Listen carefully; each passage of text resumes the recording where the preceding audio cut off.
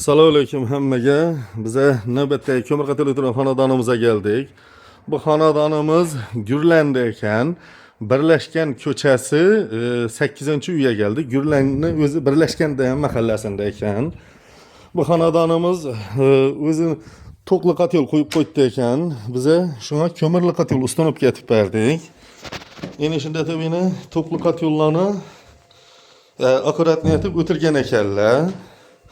Bizani bir de etken işimiz inşurni azırak montaj ettik. İnşurlarını keyin UPS o'rnatib verdik. Bir de bir yere gitkenin общий 16 milyon so'm pul bo'ldi. Hamma işi gitken vejle şu bir yere gitken vejle 16 milyon so'mlik vej bo'ldi, xudo xolasa.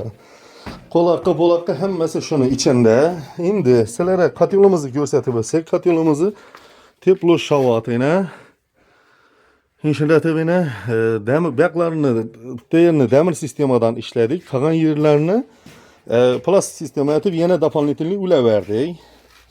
Kime şunun bir hizmetle gerekiyorsa ekranda numaralara bağlanıversizlar. Sizi kameraga alayım ağa. Yine belki yine uyni egasi. Ağa etken işimiz makul mu? Makul.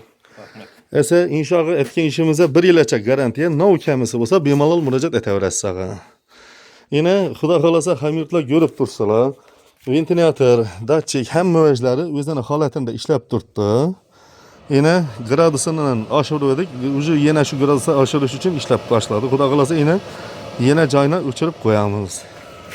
Endi sizlarga qatyolimizni yonishini ko'rsatib o'tsam, qatyolimiz hozir bu yerda o'din yoqdik axir, to'g'rimi? Ko'mir bormi o'zi? Yine o'din ham ishlatib qo'ldan kelgancha chiroyli bo'lib yonadi yine.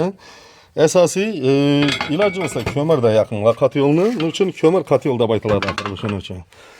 Yine ishlatib qo'ldan kelgancha akkurat netib ishladik.